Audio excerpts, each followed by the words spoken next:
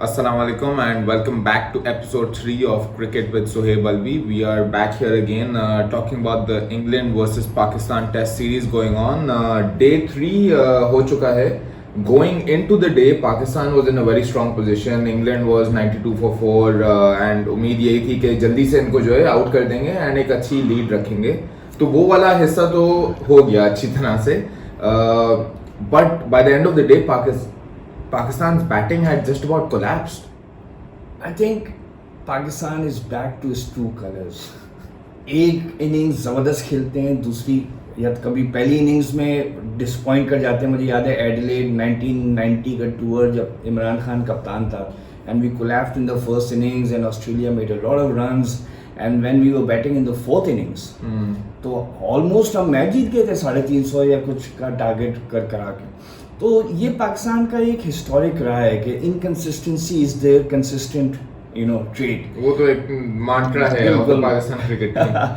लेकिन coming back on a more serious note, देखो अपनी गलतियों से फिर गए. अब 7 विकेटें लास्ट सेशन में गिरी हैं. Look at Abid Ali. आबिद अली पहला ओवर है स्पिनर का, आप उसको लाइन एंड लेंथ समझें, आप देखें वो कितना कैसी बॉलिंग कर रहा है. पहली इनिंग्स में आबिद अली ने बेस्ट को नहीं खेला था, वो जल्दी आउट हो गया. बेस्ट बहुत बाद में आया था. आज वो पहली दफ़ा इस मैच में बेस्ट को खेल रहा है and in his very first over he tries to pick a ball जो outside the off stump है and tries to sweep it. जबकि आपको ज़रूरत नहीं है, आपको अच्छी खासी 100 रन से ज़्यादा की लीड है. अभी कितने 7 सेशंस पड़े हुए हैं मैच में. So that's the lack of responsibility. मुझे याद है कि 2016 का टूर था या कौन सा था, उसमें इफ्तिखार अहमद ने भी यही किया था. मैंने आप उसको लेकर आए, उसको एक अपॉर्चुनिटी मिली है इंग्लैंड में खेलने की, सामने यूनुस खान वगैरह हैं and he picks his second ball to try for his second boundary and is out. तो मुझे अफसोस ये होता है कि जब ये यंगस्टर्स, जो कि यंगस्टर नहीं है, आबिद अली 30+, लेकिन जब इन लोगों को मौका मिलता है तो ये बजाय अपनी जगह बनाने के ये ग्लैमरस होने की कोशिश करते हैं. I think that's where it fell. So basically Pakistan ने अपनी गलतियों से हारा. ठीक है, Babar Azam got a good ball outside the off stump. He is weak, he will always go for his drive.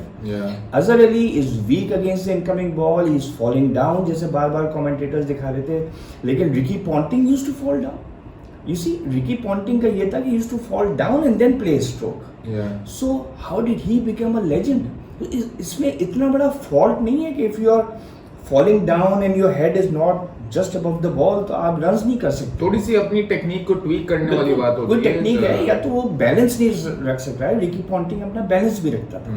तो कहने का मकसद ये है कि ये अपनी गलतियों से आउट हो रहे हैं. अब आ जाओ रन आउट पे. अब रन आउट पे ये है कि आप कोई वनडे गेम खेल रहे हैं और आपको लास्ट ओवर्स हैं, 10 की रन रेट चाहिए, तो you take for a risky single. यहाँ पे आप देखेंगे 4 विकेटें गिर गई हैं. यहाँ पे आप देखेंगे अभी 6 सेशंस पड़े हुए हैं. आपकी लास्ट ट्रू बैटिंग कॉम्बिनेशन थी रिजवान एंड असद शफीक वाली. Good point. तो वहां पे तो आपने वैसी अपनी रिस्क को जो बिल्कुल मिटिगेट करना. आपने ये देखे हैं कि इस तरह की रिस्क्स आपने सिर्फ फर्स्ट इनिंग में उस वक्त ली थी जब आप जरा सा फील्ड को डिस्टर्ब करना चाह रहे थे. तो दोनों तरफ से आपकी स्पिनर्स लगे हुए थे. अब यहाँ पे और मुझे अफसोस ये होता है कि it was Asad Shafiq's call. Because देखें, the ball was played square of the pitch, right? यहाँ पे ये होता है कि जो बैट्समैन नॉन स्ट्राइकर्स एंड पे, because he is running toward the danger zone, so he can say no.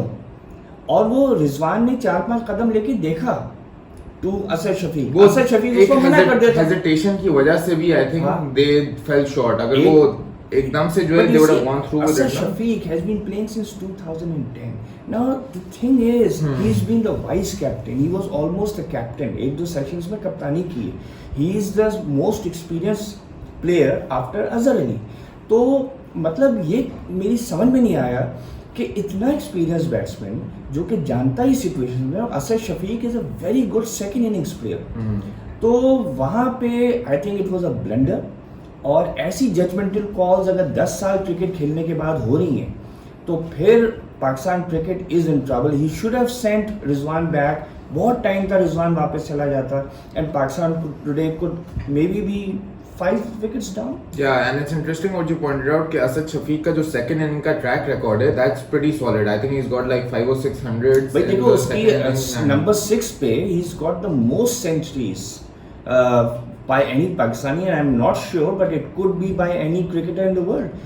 He's a very good, but that's number 6, whether it's first innings or second innings. लेकिन second innings में his performance is normally very very good. तो वही एक hope ये था कि शायद वो स्टेबलाइज कर जाए इनिंग थोड़ी and we post respectable total, लेकिन चलें even now I think with 200 plus की लीड देयर इज होप. 244 की lead is very good because Old Trafford में सिर्फ एक दफा 244 से ज्यादा रन्स बने हैं for a team to win the match in the fourth innings.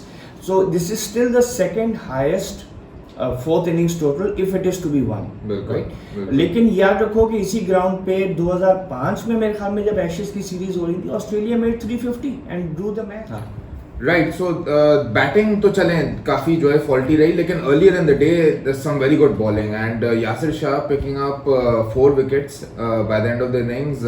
I think काफी एक इम्पैक्ट रहा उसका, specially in terms of lower order को डिसमिस करने में. और आयरनी ये रही कि वो 5 ले सकता था, लेकिन शादाब ने वो कैच ड्रॉप किया जिससे उसकी 5 विकेट नहीं हुई और फिर खुद आके आखिरी विकेट ले लिया. So it was very ironic that Yasir को 5 विकेट नहीं मिली. Normally he is you know very excited about these things. अच्छा, कमिंग बैक, देखो जो मुझे बहुत अच्छी एक बात लगी पाकिस्तान बॉलिंग की, बहुत अरसे बाद मैंने ये देखी, इवन वसीम वकार के वक्त भी इतनी नहीं थी, वो ये था कि consistent line, they were consistently outside the off stump.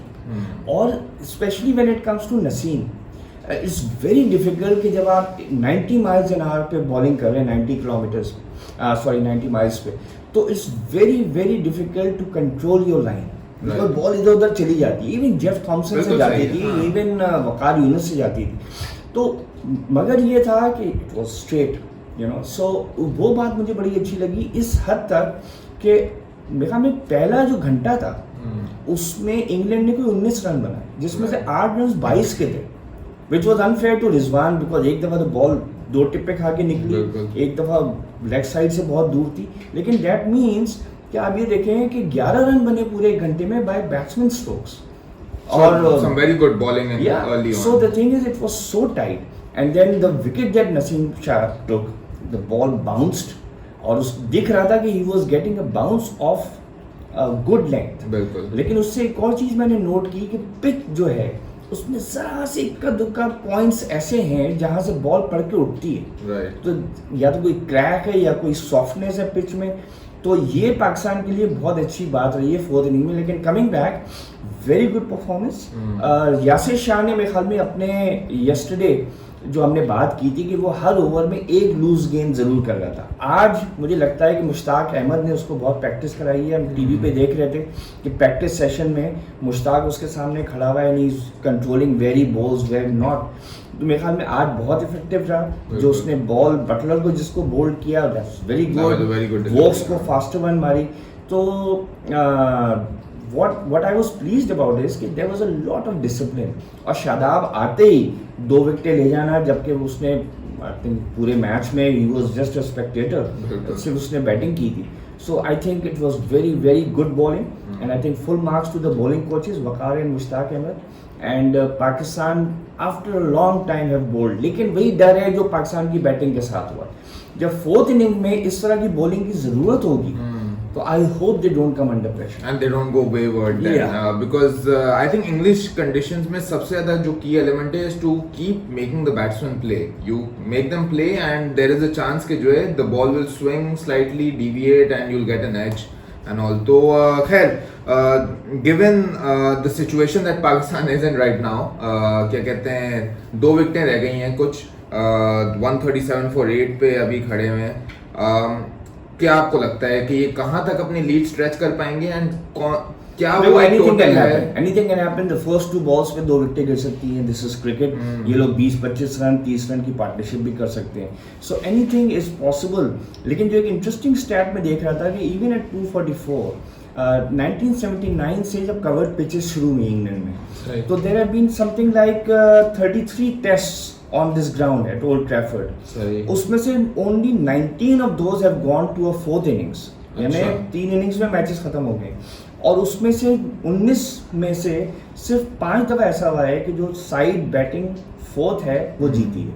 So the thing is कि बहुत ही मुश्किल लग रहा है ये.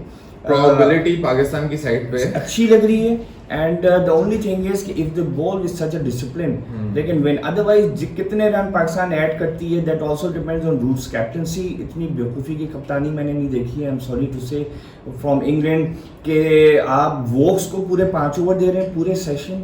I mean like he is your best bowler at the time. Jofra Archer को तो आपने ऑलमोस्ट निगलेक्ट कर दिया. सेकंड इनिंग में विकेट ही नहीं लिए. हाँ, इस वजह से और वो जिस तरीके से बॉलिंग कर रहा है बिल्कुल ये लग रहा है. और एक दो जगह मैंने नोट किया कि English team is just heads down. ठीक है, एक दो जगह एक्साइटेड हो जाते हैं, ये हो जाता है, but everyone is going through the motions. Right. So चलें, लेट्स सी कि जो है डे 4 को क्या होता है. We are hopeful that the Pakistan team has a good start and then based on that bowling उसको जो है कैरी फॉरवर्ड करे and get some early dismissal. So we'll catch you again with updates of day 4. Thank you for listening in and take care. अल्लाह हाफिज.